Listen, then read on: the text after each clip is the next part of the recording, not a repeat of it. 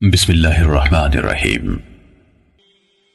نبی کریم صلی اللہ علیہ وسلم بنی نوع انسان کے لیے اللہ کے آخری نبی ہیں اور آپ پر نازل ہونے والی کتاب قرآن مجید اللہ تعالی کی آخری کتاب ہے، لہذا نبی کریم صلی اللہ علیہ وسلم کی پاکیزہ زندگی امت مسلمہ کے لیے تا قیامت واجب الاتباع، رشد و ہدایت کا ابدی سرچشمہ اور ذریعہ نجات ہے۔ یقیناً رسول اللہ کی زندگی تمہارے لیے بہترین نمونہ ہے، لہذا رحمت للعالمین کی سیرت مطہرہ کا مطالعہ ہر مسلمان کی زندگی کا لازمی حصہ قرار پایا۔ قرآن مجید، صحیح احادیث اور مستند سیرت کی کتابوں سے استفادہ کیا گیا ہے۔ سیرت النبی صلی اللہ علیہ وسلم کو مفصل طور پر بیان کیا گیا ہے۔ نبی صلی اللہ علیہ وسلم کی زندگی کے تمام پہلو اور واقعات ترتیب وار رحمت للعالمین۔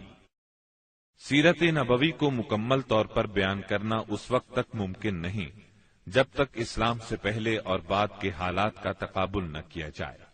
اس لیے ہم اصل مضمون سے پہلے اسلام سے پہلے عرب کی کیفیت بیان کریں گے، عرب اقوام اور ان کی معاشرت کا نقشہ کھینچیں گے، پھر وہ حالات بیان کریں گے جن میں رسول اللہ صلی اللہ علیہ وسلم کی بعثت ہوئی۔ لفظ عرب کے لغوی معنی صحرا اور بیاب و گیاہ زمین کے ہیں۔ عہد قدیم سے یہ لفظ جزیرہ نما عرب اور اس میں بسنے والی قوموں پر بولا گیا ہے۔ عرب کے مغرب میں بحر احمر اور جزیرہ نما سینا ہے، مشرق میں خلیج عرب اور جنوبی عراق کا ایک بڑا حصہ ہے۔ جنوب میں بحر عرب ہے جو در حقیقت بحر ہند کا پھیلاؤ ہے۔ شمال میں ملک شام اور کسی قدر شمالی عراق ہے۔ ان میں سے بعض سرحدوں کے بارے میں اختلاف بھی ہے۔ کل رقبے کا اندازہ 10 لاکھ سے 13 لاکھ مربع میل تک کیا گیا ہے۔ نسلی اعتبار سے مورخین نے عرب اقوام کی 3 قسمیں قرار دی ہیں۔ نمبر 1، عرب بائدہ، یعنی وہ قدیم عرب قبائل اور قومیں جو بالکل ناپید ہو گئیں اور ان کے متعلق ضروری معلومات بھی دستیاب نہیں، مثلا عاد، سمود، تسم، جدیس، عمالقہ وغیرہ۔ نمبر 2، عرب عاربہ، یعنی وہ عرب قبائل جو یعرب بن یشجب بن قحطان کی نسل سے ہیں، انہیں قحطانی عرب کہا جاتا ہے۔ نمبر 3، عرب مستعربہ، یعنی وہ قبائل جو سیدنا اسماعیل علیہ السلام کی نسل سے ہیں، انہیں عدنانی عرب کہا جاتا ہے۔ عرب عاربہ یعنی قحطانی عرب کا اصل گہوارہ ملک یمن تھا۔ یہیں ان کے خاندان اور قبیلے مختلف شاخوں میں پھوٹے، پھیلے اور بڑھے۔ ان میں سے 2 قبیلوں نے بہت شہرت حاصل کی، ایک ہمیر جس کی مشہور شاخیں زید الجمہور، قزاع اور سکاسک ہیں، دوسرا کہلان جس کی مشہور شاخیں ہمدان، انمار، مزہج، تے، کندہ، لخم، جزام، ازد، اوس، خزرج اور اولاد جفنا ہیں، جنہوں نے آگے چل کر ملک شام میں بادشاہت قائم کی اور آل غسان کے نام سے مشہور ہوئے۔ عرب مستعربہ کے جد اعلیٰ سیدنا ابراہیم علیہ السلام اصلاً عراق کے ایک شہر اور کے باشندے تھے۔ یہ شہر دریائے فرات کے مغربی ساحل پر کوفے کے قریب واقع تھا۔ اس کی کھدائی کے دوران میں جو کتبے برآمد ہوئے ان سے اس شہر کے متعلق بہت سی تفصیلات منظر عام پر آئی ہیں، اور سیدنا ابراہیم علیہ السلام کے خاندان کی بعض تفصیلات معلوم ہوئی ہیں۔ نیز ملک کے دینی اور اجتماعی حالات بھی سامنے آئے ہیں۔ سیدنا ابراہیم علیہ السلام یہاں سے ہجرت کر کے شہر حران تشریف لے گئے تھے اور پھر وہاں سے فلسطین جا کر اس کو اپنی دعوتی سرگرمیوں کا مرکز بنا لیا اور دعوت و تبلیغ کے لیے یہیں سے اندرون و بیرون ملک آتے جاتے رہتے تھے۔ ایک بار آپ مصر تشریف لے گئے۔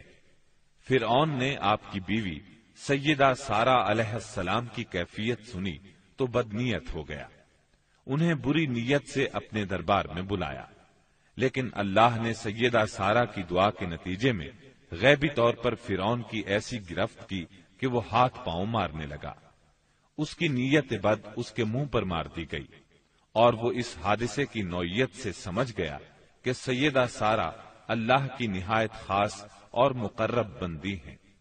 وہ ان کے اس وصف سے اس قدر متاثر ہوا کہ اپنی بیٹی ہاجرہ کو ان کی خدمت میں دے دیا۔ پھر سیدہ سارہ نے سیدہ ہاجرہ کو ابراہیم علیہ السلام کی زوجیت میں دے دیا۔ ابراہیم علیہ السلام ان دونوں کو لے کر فلسطین واپس تشریف لائے۔ پھر اللہ نے سیدہ ہاجرہ کے بطن سے ابراہیم علیہ السلام کو ایک فرزند ارجمند اسماعیل علیہ السلام عطا فرمایا۔ سیدہ سارہ بے اولاد تھیں، اس لیے انہیں بہت غیرت آئی، اور انہوں نے سیدنا ابراہیم علیہ السلام کو مجبور کیا کہ سیدہ ہاجرہ کو ان کے نوزائیدہ بچے سمیت جلا وطن کر دیں۔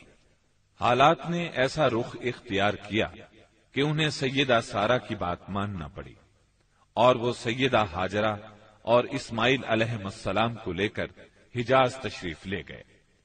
وہاں انہیں ایک بے آب و گیاہ وادی میں اتار دیا۔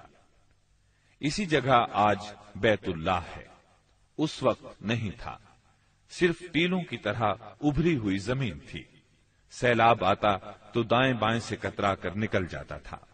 وہیں مسجد حرام کے بالائی حصے میں زمزم کے پاس ایک بہت بڑا درخت تھا۔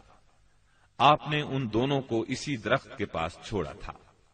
اس وقت مکے میں پانی تھا نہ انسان، اس لیے سیدنا ابراہیم علیہ السلام نے ایک توشہ دان میں کھجوریں اور ایک مشکیزے میں پانی رکھ دیا۔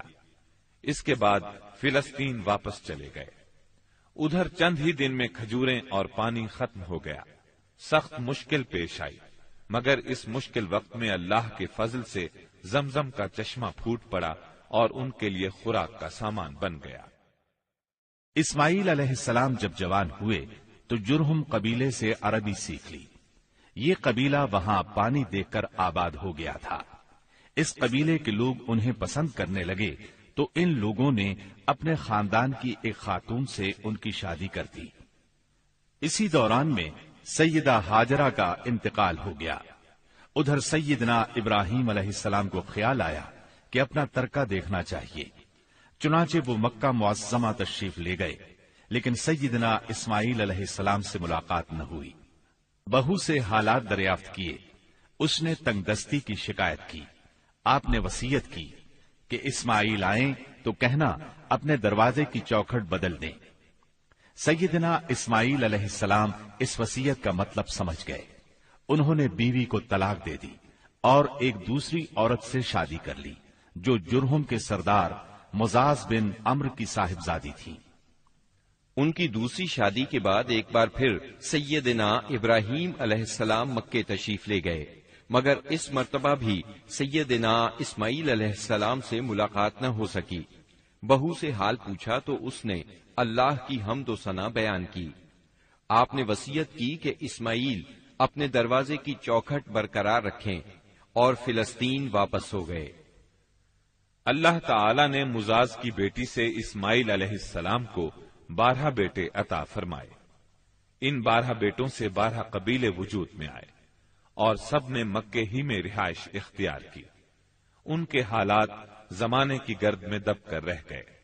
صرف نابت اور قیدار کی اولاد گمنامی سے محفوظ رہی۔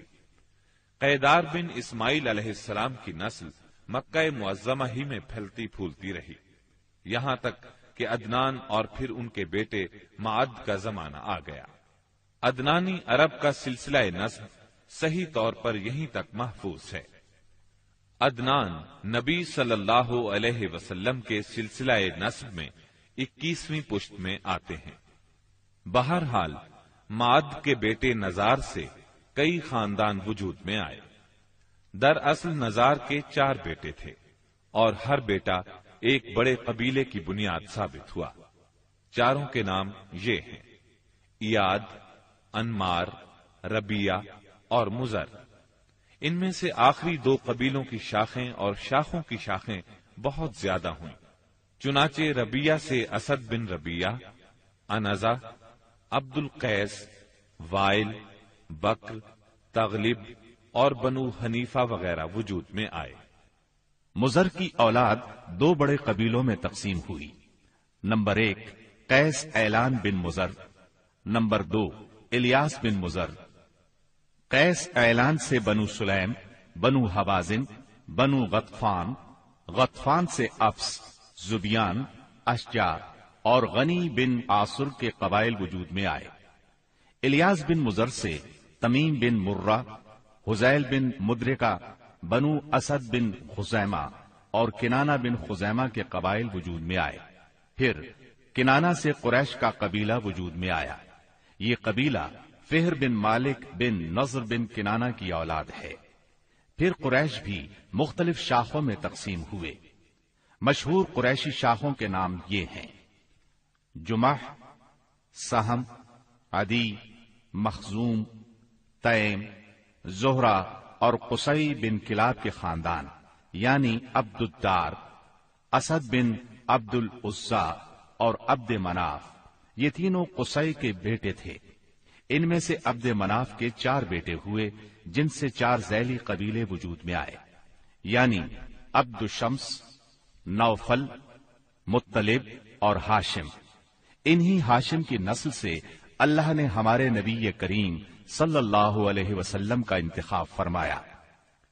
ابن عباس رضی اللہ عنہ کا بیان ہے کہ رسول اللہ صلی اللہ علیہ وسلم نے فرمایا، اللہ تعالی نے مخلوق پیدا فرمائی تو مجھے سب سے اچھے گروہ کے اندر رکھا، پھر قبائل کو چنا تو مجھے سب سے اچھے قبیلے کے اندر بنایا، پھر گھرانوں کو چنا تو مجھے سب سے اچھے گھرانے میں بنایا، لہذا میں اپنی ذات کے اعتبار سے بھی سب سے اچھا ہوں اور اپنے گھرانے کے اعتبار سے بھی سب سے بہتر ہوں۔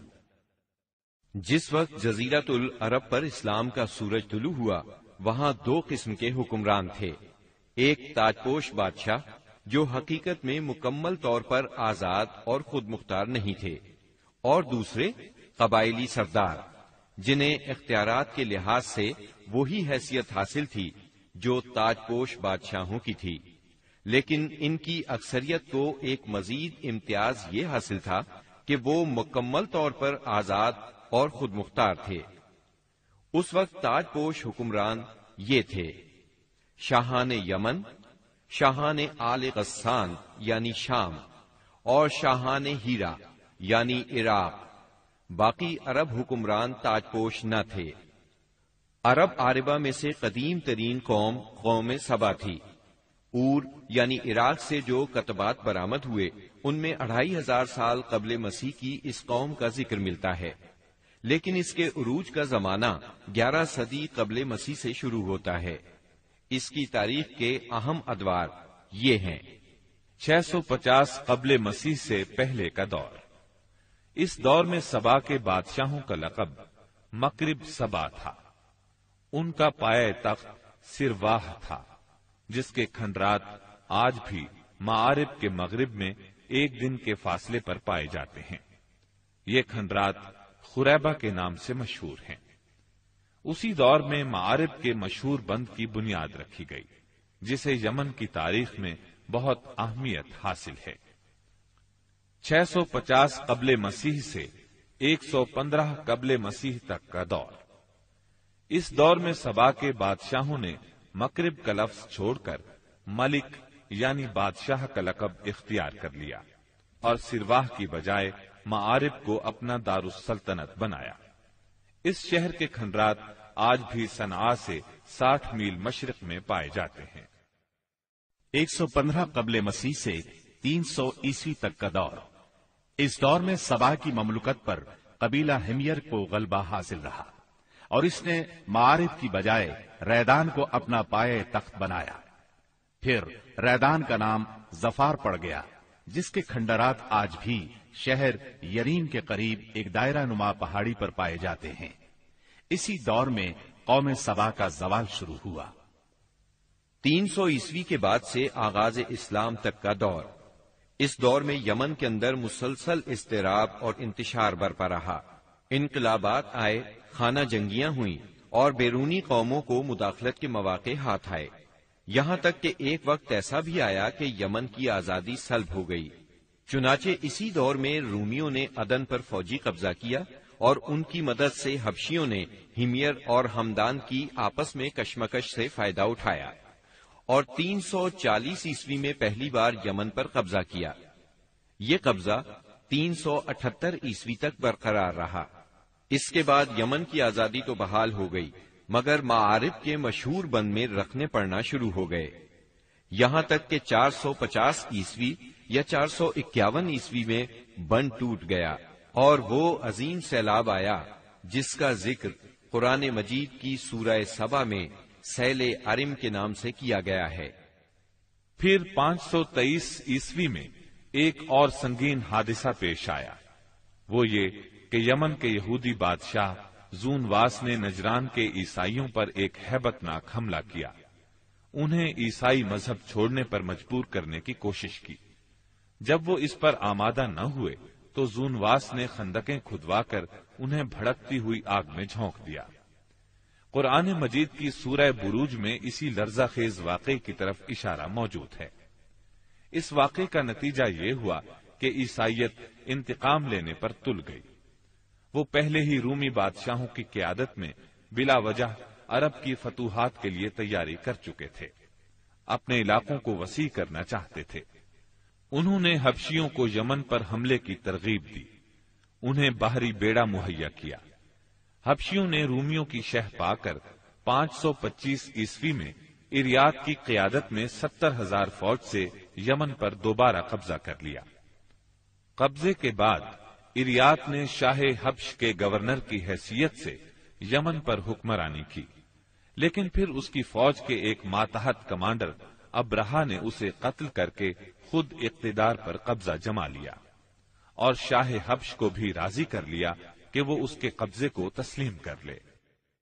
یہ وہی ابرہا ہے جس نے بعد میں خانہ کعبہ کو ڈھانے کی کوشش کی اور ایک لشکر جرار کے علاوہ چند ہاتھیوں کو بھی فوج کشی کے لیے ساتھ لایا، جس کی وجہ سے یہ لشکر اصحاب الفیل کے نام سے مشہور ہوا۔ عراق اور اس کے نواحی علاقوں پر سائرس اعظم کے زمانے ہی سے اہل فارس کی حکمرانی چلی آ رہی تھی۔ اسے کوروش کبیر، خورس یا سائرس ذوالقرنین بھی کہا جاتا ہے۔ اس کا زمانہ 557 تا 529 قبل مسیح ہے۔ اس کے مقابلے میں کسی کو آنے کی جرت نہیں تھی، یہاں تک کہ 326 قبل مسیح میں سکندر مقدونی نے دارا اول کو شکست دے کر فارسیوں کی طاقت توڑ دی، جس کے نتیجے میں ان کا ملک ٹکڑے ٹکڑے ہو گیا اور طوائف الملوکی شروع ہو گئی۔ یہ انتشار 230 عیسوی تک جاری رہا۔ اسی دوران میں قحطانی قبائل نے اپنا وطن چھوڑ کر عراق کے ایک بہت بڑے اور شاداب سرحدی علاقے پر بود و باش اختیار کر لی۔ پھر عدنانی لوگ اپنا وطن چھوڑ کر اس طرف آئے، انہوں نے لڑ بھیڑ کر جزیرہ فراتیہ کے ایک حصے پر اپنا قبضہ جما لیا۔ ادھر 226 عیسوی میں اردشیر نے جب ساسانی حکومت کی داغ بیل ڈالی تو رفتہ رفتہ فارسیوں کی طاقت ایک بار پھر پلٹ آئی۔ اردشیر کے عہد میں حیرہ، بادیات العراق اور جزیرے کے ربیعی اور مزری قبائل پر جزیمت الوضاح کی حکمرانی تھی۔ شاہان حیرہ کے پاس فارسی فوج کی ایک یونٹ ہمیشہ رہا کرتی تھی، جس سے بادیہ نشین عرب باغیوں کی سرکوبی کا کام لیا جاتا تھا۔ یہ بات تو مشہور ہے کہ مکے میں آبادی کا آغاز سیدنا اسماعیل علیہ السلام سے ہوا۔ آپ نے 137 سال کی عمر پائی اور تاحیات مکے کے سربراہ اور بیت اللہ کے متولی رہے۔ آپ کے بعد آپ کے دو صاحبزادگان نابت پھر قیدار یا قیدار پھر نابت یکے بعد دیگرے مکے کے والی ہوئے۔ ان کے بعد ان کے نانا مزاز بن عمرو جرہمی نے اقتدار اپنے ہاتھ میں لے لیا۔ اس طرح مکے کی سربراہی بنو جرہم کی طرف منتقل ہو گئی اور ایک مدت تک انہی کے ہاتھ میں رہی۔ سیدنا اسماعیل علیہ السلام کا زمانہ قریباً 2000 برس قبل مسیح ہے۔ اس حساب سے مکے میں قبیلہ جرہم کا وجود کوئی 2100 برس تک رہا اور ان کی حکمرانی قریباً 2000 برس تک رہی۔ بنو خزاعہ نے مکہ پر قبضہ کرنے کے بعد بنو بکر کو شامل کیے بغیر تنہا اپنی حکمرانی قائم کی۔ البتہ 3 اہم اور امتیازی منصب مضری قبائل کے حصے میں آئے۔ نمبر 1، حاجیوں کو عرفات سے مزدلفہ لے جانا اور یوم النفر یعنی 13 ذی الحجہ کو مینا سے روانگی کا پروانہ دینا۔ یہ حج کے سلسلے کا آخری دن ہے۔ یہ اعزاز الیاس بن مضر کے خاندان بنو غوث بن مرہ کو حاصل تھا۔ یہ صوفہ کہلاتے تھے۔ نمبر 2، 10 ذی الحجہ کی صبح کو مزدلفہ سے مینا کی جانب افاضہ یعنی روانگی۔ یہ اعزاز بنو ادوان کو حاصل تھا۔ نمبر 3، حرام مہینوں کو آگے پیچھے کرنا۔ یہ اعزاز بنو کنانہ کی ایک شاخ بنو تمیم بن عدی کو حاصل تھا۔ مکہ معظمہ پر بنو خزاعہ کا اقتدار کوئی 300 برس تک قائم رہا۔ یہی زمانہ تھا جب ادنانی قبائل مکے اور حجاز سے نکل کر نجد، عراق کے اطراف اور بحرین وغیرہ میں پھیلے اور مکے کے اطراف میں قریش کی صرف چند شاخیں باقی رہیں، مگر مکے کی حکومت اور بیت اللہ کی تولیت میں ان کا کوئی حصہ نہ تھا، یہاں تک کہ قصی بن کلاب کا دور آیا۔ قصی نے مکے کا بندوبست اس طرح کیا کہ قریش کو مکے کے اطراف سے بلا کر پورا شہر ان پر تقسیم کر دیا اور ہر خاندان کا ٹھکانہ مقرر کر دیا۔ البتہ مہینے آگے پیچھے کرنے والوں کو نیز آل صفوان، بنو ادوان اور بنو مرہ بن عوف کو ان کے مناصب پر برقرار رکھا، کیونکہ قصی سمجھتا تھا کہ یہ بھی دین ہے، اس میں رد و بدل کرنا درست نہیں۔ قصی کا ایک کارنامہ یہ بھی ہے کہ اس نے حرم کعبہ کے شمال میں دار الندوہ تعمیر کیا۔ اس کا دروازہ مسجد کی طرف تھا۔ دار الندوہ دراصل قریش کی پارلیمنٹ تھی، جہاں تمام بڑے بڑے اور اہم معاملات کے فیصلے ہوتے تھے۔ قریش پر دار الندوہ کے بڑے احسانات ہیں، کیونکہ یہ ان کے اتحاد کا ضامن تھا اور یہیں ان کے الجھے ہوئے مسائل احسن طریقے سے طے ہوتے تھے۔ قصی کو سربراہی اور عظمت کے یہ مرتبے حاصل تھے۔ نمبر 1، دار الندوہ کی صدارت، جہاں بڑے بڑے معاملات کے بارے میں مشورے ہوتے تھے اور جہاں یہ لوگ اپنی بیٹیوں کی شادیاں بھی کرتے تھے۔ نمبر 2، لوا یعنی جنگ کا پرچم قصی ہی کے ہاتھوں باندھا جاتا تھا۔ نمبر 3، حجابت یعنی خانہ کعبہ کی پاسبانی۔ اس کا مطلب یہ ہے کہ خانہ کعبہ کا دروازہ قصی ہی کھولتا تھا۔ خانہ کعبہ کی خدمت اسی کے ذمے تھی، چابی بردار بھی وہی تھا۔ نمبر 4، سقایا یعنی پانی پلانا۔ اس کی صورت کچھ یوں تھی کہ حوض میں حاجیوں کے لیے پانی بھر دیا جاتا تھا، اس میں کچھ کھجور اور کشمش ڈال کر اسے شیریں بنایا جاتا تھا۔ حجاج جب مکے آتے تو اسے پیتے تھے۔ نمبر 5، رفادہ یعنی حاجیوں کی میزبانی۔ حاجیوں کے لیے بطور ضیافت کھانا تیار کیا جاتا تھا۔ اس مقصد کے لیے قصی نے قریش پر ایک خاص رقم مقرر کر رکھی تھی۔ یہ رقم حج کے موسم میں قصی کے پاس جمع ہو جاتی تھی۔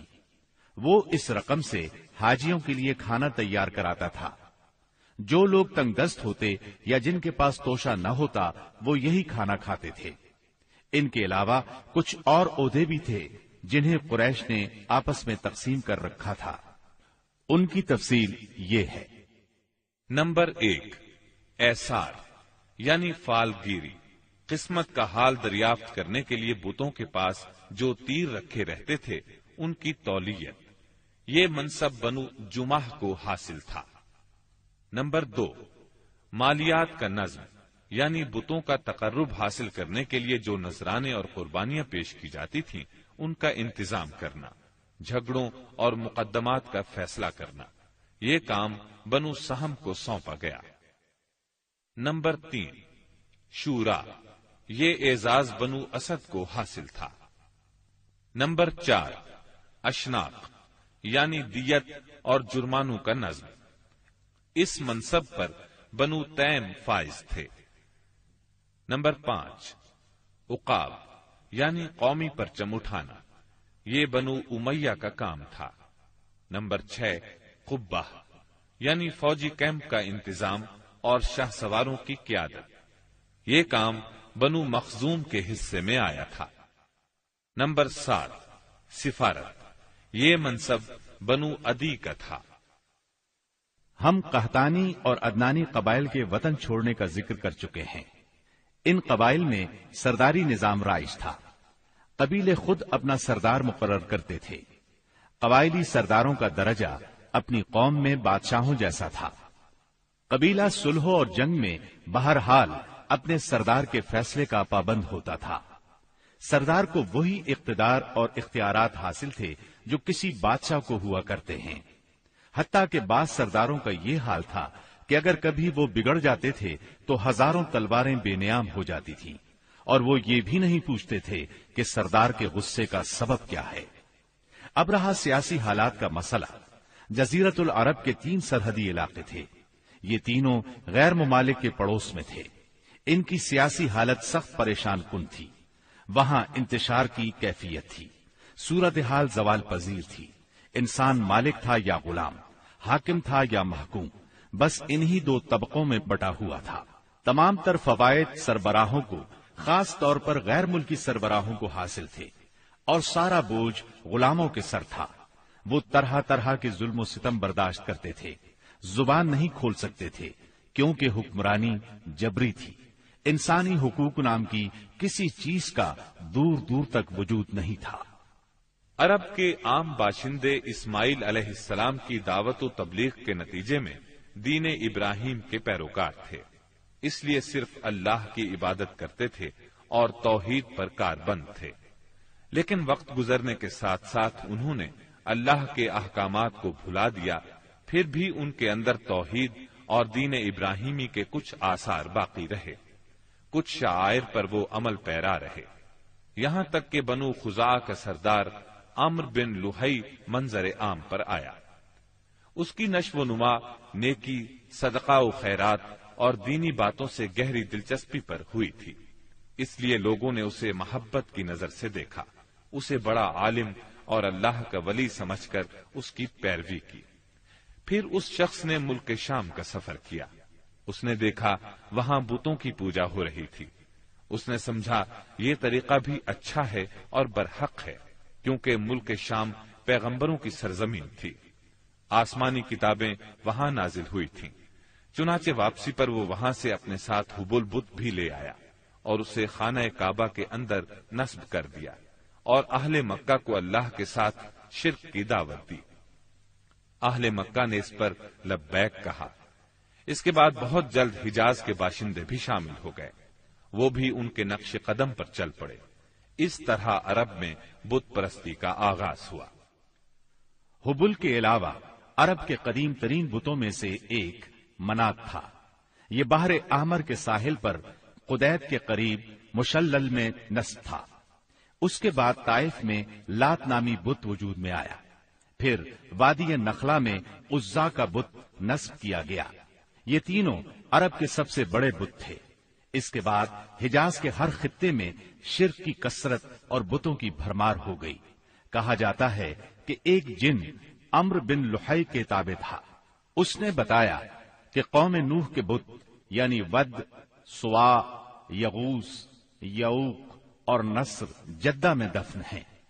اس اطلاع پر عمرو بن لحی جدہ گیا اور ان بتوں کو کھود نکالا، پھر ان کو تہامہ لایا، اور جب حج کا زمانہ آیا تو انہیں مختلف قبائل کے حوالے کیا۔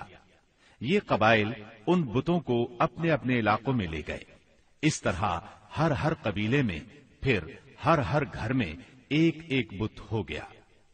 اسی پر بس نہیں کی گئی، اس کے بعد مشرکین نے مسجد حرام کو بھی بتوں سے بھر دیا۔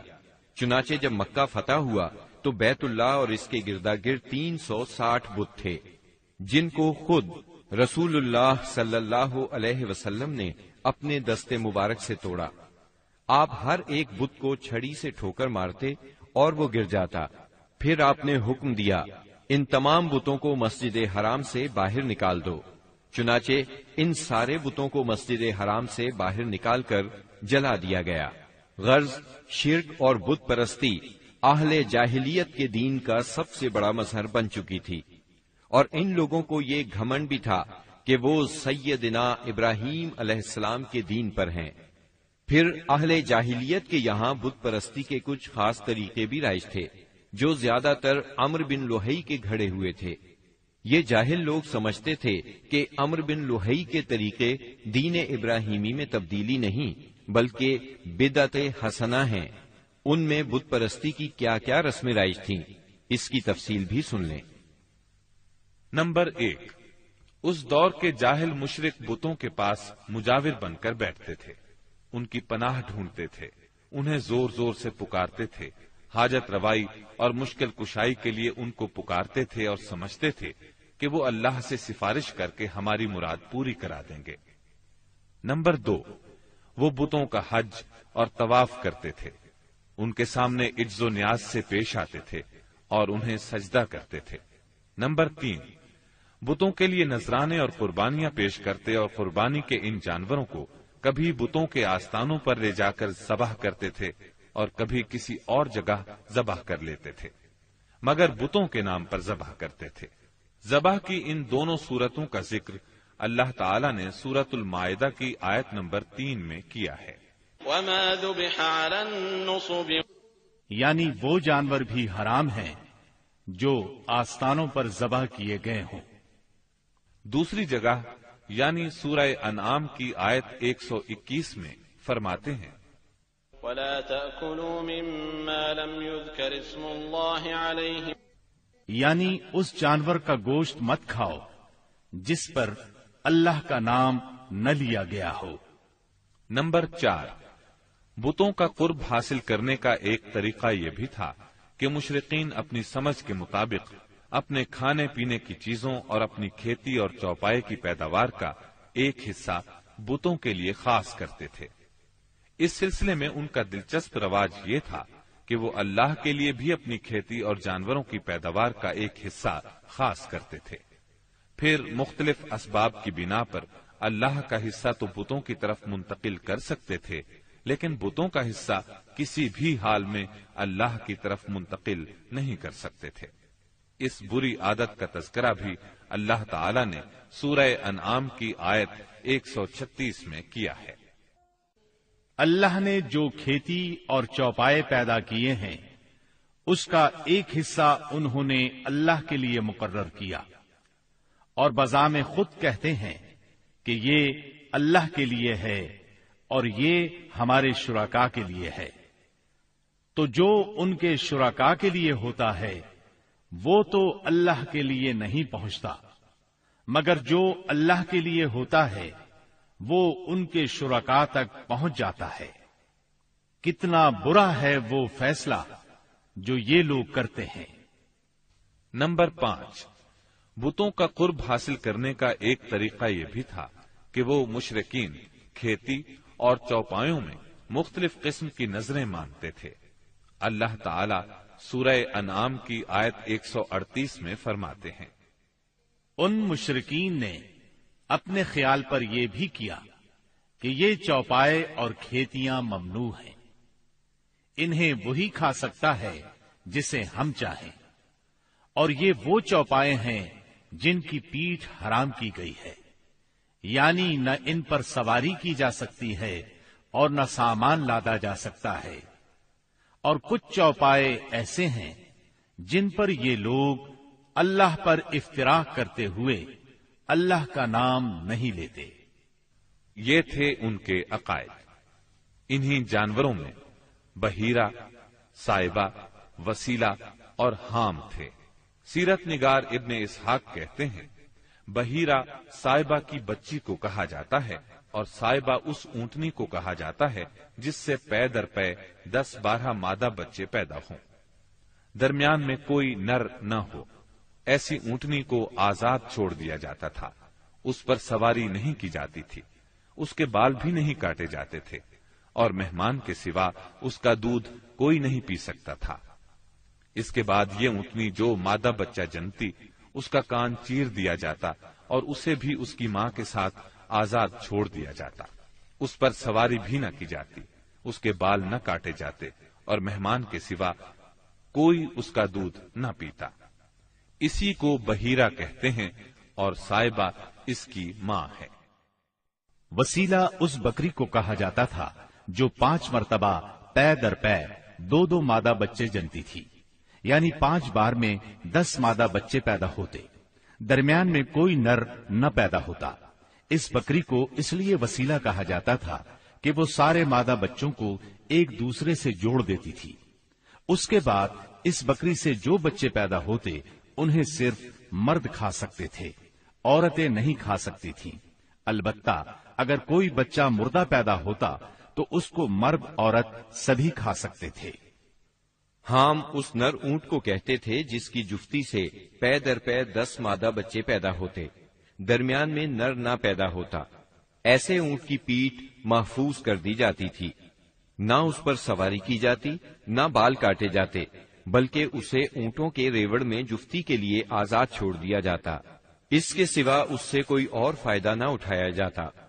عرب اپنے بتوں کے ساتھ یہ سب کچھ اس عقیدے سے کرتے تھے کہ یہ بت انہیں اللہ کے قریب کر دیں گے اور اللہ کے حضور ان کی سفارش کر دیں گے۔ چنانچہ مشرکین جو کہتے تھے، قرآن کریم میں اللہ تعالیٰ نے سورہ زمر کی آیت نمبر 3 میں اس طرح تذکرہ کیا ہے، ہم ان کی عبادت صرف اس لیے کر رہے ہیں کہ وہ ہمیں اللہ کے قریب کر دیں۔ اسی طرح قرآن کریم کی سورہ یونس آیت 18 میں یہ الفاظ آئے ہیں، یہ مشرکین اللہ کے سوا ان کی عبادت کرتے ہیں جو انہیں نہ نفع پہنچا سکیں نہ نقصان، اور کہتے ہیں کہ یہ اللہ کے پاس ہمارے سفارشی ہیں۔ مشرکین عرب کاہنوں، عرافوں اور نجومیوں کی خبروں پر بھی ایمان رکھتے تھے۔ کاہن اسے کہتے ہیں جو آنے والے واقعات کی پیش گوئی کرے اور جو چھپے ہوئے رازوں کے جاننے کا دعویٰ کرے۔ نجومی اسے کہتے ہیں جو ستاروں پر غور کر کے ان کی رفتار اور اوقات کا حساب لگا کر پتہ لگاتا ہے کہ دنیا میں آئندہ کیا حالات و واقعات پیش آئیں گے۔ ان نجومیوں کی خبروں کو ماننا دراصل ستاروں پر ایمان لانا ہے۔ مشرکین میں بدشگونی کا بھی رواج تھا، اسے عربی میں طیارہ کہتے ہیں۔ اس کی صورت یہ تھی کہ مشرکین کسی چڑیا یا ہرن کے پاس جا کر اسے بھگاتے تھے۔ اگر وہ دائیں طرف بھاگتا تو اسے اچھا شگون خیال کرتے، کامیابی کی علامت خیال کرتے اور اپنا کام کر گزرتے۔ اگر وہ بائیں طرف بھاگتا تو اسے نحوست کی علامت سمجھ کر اپنے کام سے باز رہتے۔ اسی طرح اگر کوئی چڑیا یا جانور راستہ کاٹ دیتا تو اس کو منحوس خیال کرتے۔ اسی سے ملتی جلتی ایک حرکت یہ تھی کہ مشرکین خرگوش کے ٹخنے کی ہڈی لٹکاتے تھے، اور بعض دنوں، بعض مہینوں، جانوروں، گھروں اور عورتوں کو منحوس سمجھتے تھے۔ آج کے دور میں بھی ایسی باتیں سننے میں آتی ہیں، کالی بلی راستہ کاٹ گئی، اللہ خیر کرے وغیرہ۔ قریش کی ایک بدعت یہ تھی کہ وہ کہتے تھے ہم سیدنا ابراہیم علیہ السلام کی اولاد ہیں، حرم کے پاسبان، بیت اللہ کے والی اور مکے کے باشندے ہیں، کوئی شخص ہمارا ہم مرتبہ نہیں اور نہ کسی کے حقوق ہمارے حقوق کے مساوی ہیں۔ اسی لیے یہ لوگ اپنا نام ہمس یعنی بہادر رکھتے تھے، لہذا ہمارے شایان شان نہیں کہ ہم حدود حرم سے باہر جائیں۔ چنانچہ حج کے دوران میں یہ لوگ عرفات نہیں جاتے تھے اور نہ وہاں سے افاضہ کرتے تھے، بلکہ مزدلفہ ہی میں ٹھہر کر وہیں سے افاضہ کر لیتے تھے۔ اللہ تعالی نے اس بدعت کی اصلاح کرتے ہوئے سورہ بقرہ کی آیت 199 میں فرمایا، یعنی تم لوگ بھی وہیں سے افاضہ کرو جہاں سے سارے لوگ افاضہ کرتے ہیں۔ ان کی ایک بدعت یہ بھی تھی کہ انہوں نے بیرون حرم کے باشندوں کو حکم دے رکھا تھا کہ وہ حرم میں آنے کے بعد پہلا طواف ہمس سے حاصل کیے ہوئے کپڑوں ہی میں کریں۔ چنانچہ ان کا کپڑا اگر دستیاب نہ ہوتا تو مرد ننگے طواف کرتے اور عورتیں اپنے سارے کپڑے اتار کر صرف ایک چھوٹا سا کھلا کرتا پہن لیتی اور اسی میں طواف کرتی اور دوران طواف یہ شعر پڑھتی: آج کچھ یا ساری شرمگاہ کھل جائے گی، لیکن جو کھل جائے میں اسے دیکھنا حلال قرار نہیں دیتی۔ اللہ تعالی نے ان خرافات کے خاتمے کے لیے سورہ آراف کی آیت نمبر 31 میں فرمایا، یعنی اے آدم کے بیٹو، ہر مسجد کے پاس اپنی زینت اختیار کرو۔ یہی دین یعنی شرک و بت پرستی اور توہمات و خرافات پر مبنی عقیدے والا دین عام اہل عرب کا دین تھا۔ اس کے علاوہ جزیرۃ العرب کے مختلف اطراف میں یہودیت، مسیحیت، مجوسیت اور سابعیت نے بھی قدم جما لیے تھے۔ جزیرۃ العرب میں یہود کا دور اس وقت سے شروع ہوتا ہے جب فلسطین میں بابل اور آشور کی حکومت کی فتوحات کی وجہ سے یہودیوں کو اپنا وطن چھوڑنا پڑا۔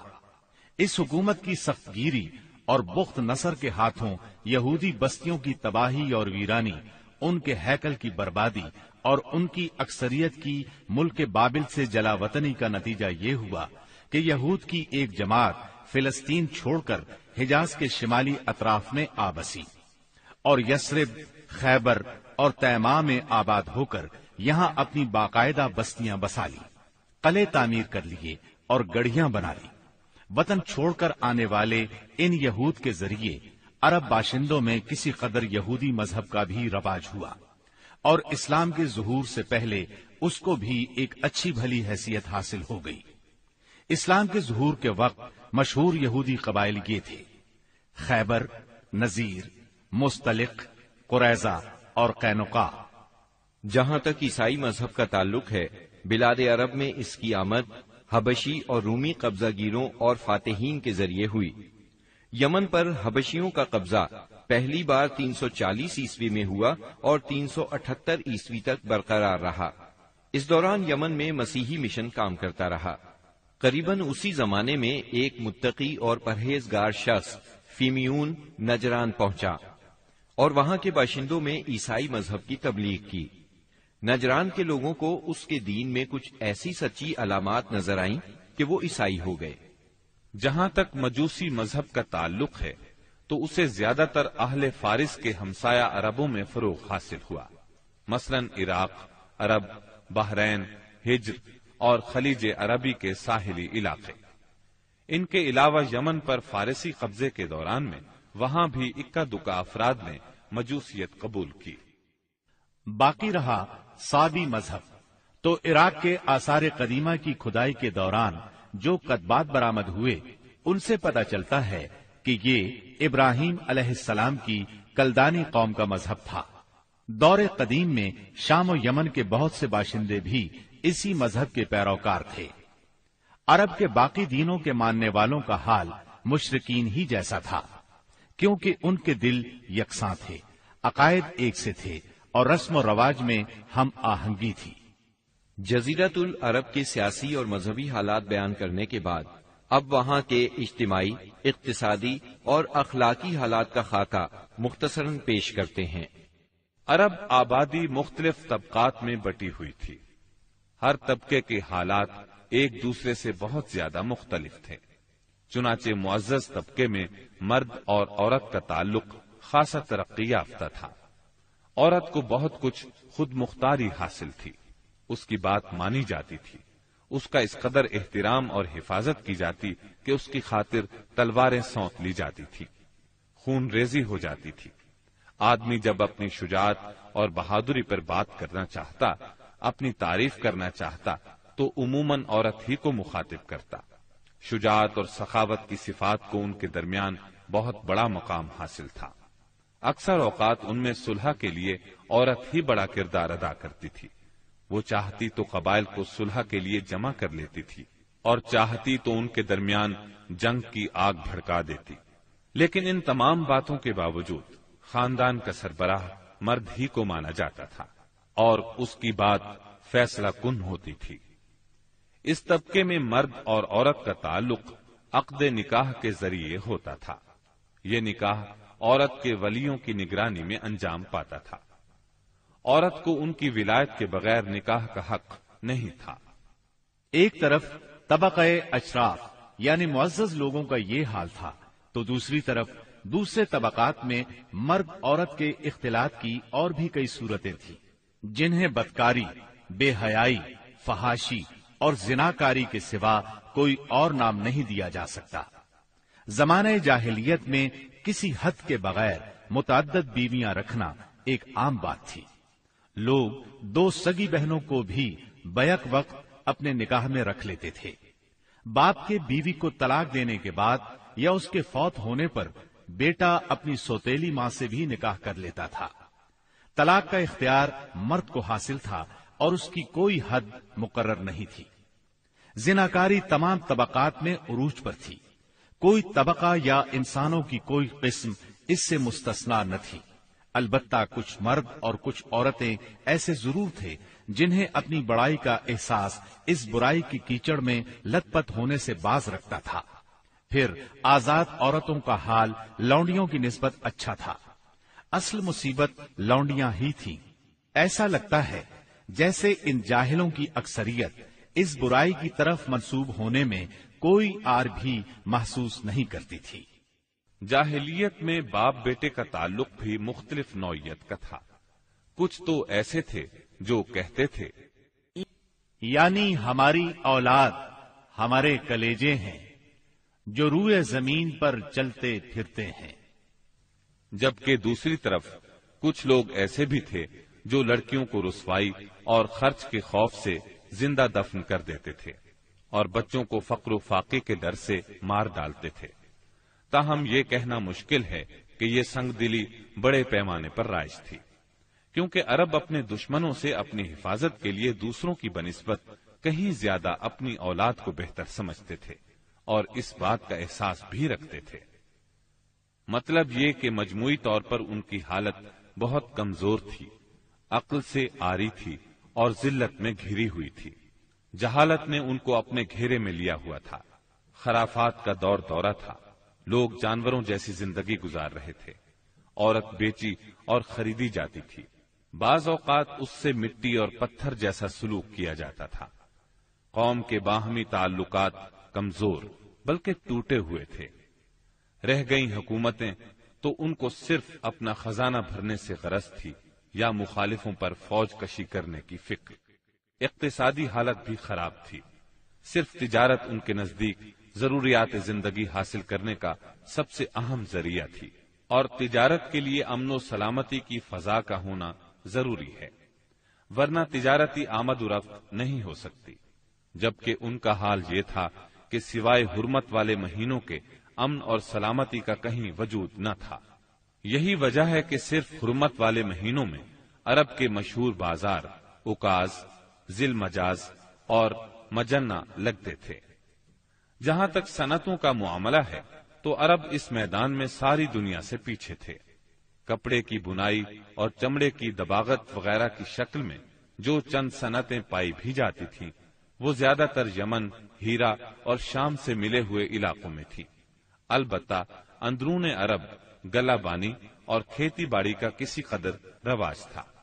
ساری عرب عورتیں سوت کاٹتی تھیں، لیکن مشکل یہ تھی کہ سارا مال و متاع ہمیشہ لڑائیوں کی زد میں رہتا تھا۔ غربت عام تھی، لوگ ضروری لباس تک سے محروم تھے۔ یہ بات تو مشہور ہے کہ اہل جاہلیت میں کمینی اور رذیل عادات پائی جاتی تھی، عقل کے خلاف باتوں کی بھرمار تھی، تاہم ان میں کچھ پسندیدہ اخلاق بھی تھے۔ ان اخلاق کو دیکھ کر انسان دنگ رہ جاتا تھا۔ نمبر 1، کرم و سخاوت۔ یہ اہل جاہلیت کی خوبی تھی جس میں وہ ایک دوسرے سے آگے نکل جانے کی کوشش کرتے تھے، اور اس پر فخر کرنے کا عالم یہ تھا کہ عرب کے آدھے اشعار اسی کی نظر ہو جاتے تھے۔ اس وصف کی بنیاد پر کوئی اپنی تعریف کرتا تھا تو کوئی دوسروں کی۔ حالت یہ تھی کہ سخت سردی اور بھوک کی حالت میں بھی کوئی مہمان آ جاتا اور میزبان کے پاس اپنی سواری والی اونٹی کے سوا کچھ نہ ہوتا، اور کنبے کی ضرورت پوری کرنے کا ذریعہ بھی صرف وہی سواری ہوتی تو اپنے مہمان کے لیے ذبح کر دیتا۔ یہ ان کے کرم ہی کا نتیجہ تھا کہ بڑی بڑی دیت اور مالی ذمہ داریاں اٹھا لیتے تھے، اور اس طرح انسانوں کو بربادی اور خون ریزی سے بچا کر دوسرے رئیسوں اور سرداروں کے مقابل فخر کرتے تھے۔ وہ جوا کھیلتے تھے۔ ان کا خیال تھا یہ بھی سخاوت کی ایک راہ ہے، کیونکہ انہیں جو نفع حاصل ہوتا یا نفع حاصل کرنے والوں کے حصے سے جو کچھ زائد بچ رہتا اس کو وہ مسکینوں کو دے دیتے تھے۔ اسی لیے قرآن پاک نے شراب اور جوئے کے نفع کا سرے سے انکار نہیں کیا، بلکہ سورہ بقرہ کی آیت 219 میں فرمایا، ان دونوں کا گناہ ان کے نفع سے بڑھ کر ہے۔ نمبر 2، ایفائے عہد یعنی وعدے کا پورا کرنا، دور جاہلیت کے اخلاق فاضلہ میں سے ہے۔ عہد کو ان کے نزدیک دین کی حیثیت حاصل تھی، جس سے وہ ہر حال میں چمٹے رہتے تھے، اور اس راستے میں اپنی اولاد کا خون اور اپنے گھر بار کی تباہی بھی ہیج سمجھتے تھے۔ نمبر 3، خودداری اور عزت نفس، اس پر قائم رہنا اور ظلم و جبر برداشت نہ کرنا بھی جاہلیت کے معروف اخلاق میں سے تھا۔ اس کا نتیجہ یہ تھا کہ ان کی شجاعت اور غیرت حد سے بڑھی ہوئی تھی۔ وہ فوراً بھڑک اٹھتے تھے اور چھوٹی سے چھوٹی توہین آمیز بات پر تلوار اور نیزہ اٹھا لیتے تھے، اور نہایت خون ریز جنگ چھڑ جاتی اور انہیں اس راہ میں اپنی جان کی قطعاً پرواہ نہ رہتی تھی۔ نمبر 4، عزائم کی تکمیل۔ اہل جاہلیت میں ایک خاص بات یہ بھی تھی کہ جب وہ کسی کام کو فخر اور ناز کا ذریعہ سمجھ کر انجام دینے پر تل جاتے تو پھر کوئی رکاوٹ انہیں روک نہیں سکتی تھی۔ وہ اپنی جان پر کھیل کر اس کام کو انجام دے ڈالتے تھے۔ نمبر 5، حلم، بردباری اور سنجیدگی، یہ خوبی بھی ان کے نزدیک قابل تعریف تھی، لیکن چونکہ ان میں شجاعت حد سے بڑھ کر تھی، ہر وقت جنگ و جدل پر آمادہ رہتے تھے، اس لیے یہ عادت بہت کم پائی جاتی تھی۔ نمبر 6، بدوی سادگی، یعنی رہن سہن کی الجھنوں اور داؤ پیچ سے ناواقف تھے۔ اس کا نتیجہ یہ تھا کہ ان میں سچائی اور امانت پائی جاتی تھی، دھوکہ دہی، بد عہدی سے دور تھے اور نفرت کرتے تھے۔ ہم سمجھتے ہیں کہ جزیرت العرب کو ساری دنیا سے جو جغرافیائی نسبت حاصل تھی، اس کے علاوہ یہی وہ قیمتی اخلاق تھے جن کی وجہ سے اہل عرب کو بنی نوع انسان کی قیادت اور رسالت عامہ کا بوجھ اٹھانے کے لیے منتخب کیا گیا تھا، کیونکہ یہ اخلاق اگرچہ بعض اوقات شر اور فساد کا سبب بن جاتے تھے اور ان کی وجہ سے المناک حادثات بھی پیش آ جاتے تھے، لیکن اپنی نوعیت کے بڑے قیمتی اخلاق تھے۔ یہ تھوڑی سی اصلاح کے بعد انسانی معاشرے کے لیے نہایت مفید بن سکتے تھے، اور یہی کام اسلام نے انجام دیا۔ غالباً ان کے اخلاق میں بھی ایفائے عہد کے بعد عزت نفس اور عزم کی پختگی سب سے زیادہ قیمتی اور نفع بخش جوہر تھا، کیونکہ اس زبردست قوت اور پختہ ارادے کے بغیر شر و فساد کا خاتمہ اور نظام عدل کا قیام ممکن نہیں۔ اہل جاہلیت کے کچھ اور بھی اچھے اخلاق تھے، لیکن ان سب کو بیان کیا جائے تو بات بہت طویل ہو جائے گی، لہذا انہی پر اکتفا کرتے ہوئے ہم آگے چلتے ہیں۔ ہمارے رسول مقبول محمد صلی اللہ علیہ وسلم کی ولادت باسعادت موسم بہار میں پیر کے دن صبح صادق کے بعد اور طلوع آفتاب سے پہلے 9 ربیع الاول سن عام الفیل 20 یا 22 اپریل 571 عیسوی کو مکہ مکرمہ میں ہوئی۔ پیر کا دن آپ کی مبارک زندگی میں بڑی اہمیت کا حامل ہے۔ سیدنا ابن عباس رضی اللہ عنہ فرماتے ہیں کہ آپ پیر کو پیدا ہوئے، پیر کے دن آپ کو نبوت سے سرفراز فرمایا گیا، سوموار ہی کو مکے سے مدینے کی طرف ہجرت کے لیے نکلے، سوموار ہی کو آپ مدینہ منورہ تشریف لائے، اور آپ نے پیر ہی کے دن اس دار فانی کو خیر باد کہا۔ آپ کے پیدا ہوتے ہی آپ کے دادا عبد المطلب آپ کو گود میں اٹھا کر خانہ کعبہ میں لے گئے، آپ کے لیے دعا کی اور محمد نام رکھا۔ پوتے کی پیدائش کی خوشی میں 7ویں دن اپنے قبیلے کی دعوت کی۔ लोगों ने आपके दादा से पूछा, आपने नौमौलूद का नाम दूसरे लोगों के नामों जैसा क्यों नहीं रखा? उन्होंने जवाब दिया, मैं चाहता हूं मेरे पोते पर इस नाम का असर पड़े और मेरा पोता तारीफ और तौसीफ हासिल करे। आपकी वालिदा सैयदा आमिना ने आपका नाम अहमद रखा। इंजील में बतौर पेशगोई आपके 2 नाम आए हैं, फारकलीद और मनहमना। कुरान मजीद की सूरह अंबिया आयत 107 में अल्लाह ताला ने आपको रहमतल लिल आलमीन कहा है, यानी हमने आपको तमाम जहानों के लिए रहमत बनाकर भेजा है। आपका नस्ब नामा इस तरह है, मुहम्मद बिन अब्दुल्लाह बिन अब्दुल मुत्तलिब बिन हाशिम बिन अब्द मनाफ बिन कुसई बिन किलाब बिन मुर्रा बिन काब बिन लुआई बिन गालिब बिन फिहर बिन मालिक बिन नजर बिन किनाना बिन खुजैमा बिन मुदरिका बिन इलियास बिन मुजर बिन नजार बिन माद बिन अदनान। इस बात पर सबका इत्तेफाक है कि अदनान सैयदना इस्माइल अलैहिस्सलाम की नस्ल से हैं, लेकिन दोनों के दरमियान में कितनी पुश्तें हैं और उनके नाम क्या क्या हैं, इसमें बहुत इख्तिलाफ पाया जाता है। आपकी वालिदा का नाम सैयदा आमिना था। सैयदा आमिना के वालिद वहाब बिन अब्द मनाफ बिन ज़ुहरा बिन किलाब थे। ये वही किलाब हैं जो वालिद की तरफ से भी नबी सल्लल्लाहु अलैहि वसल्लम के नस्ब नामे में आते हैं। उनका असल नाम उर्वा या हकीम था, लेकिन कुत्तों के जरिए बकसरत शिकार खेला करते थे, इसलिए किलाब के नाम से मशहूर हो गए। अरबी में किलाब कुत्तों को कहते हैं।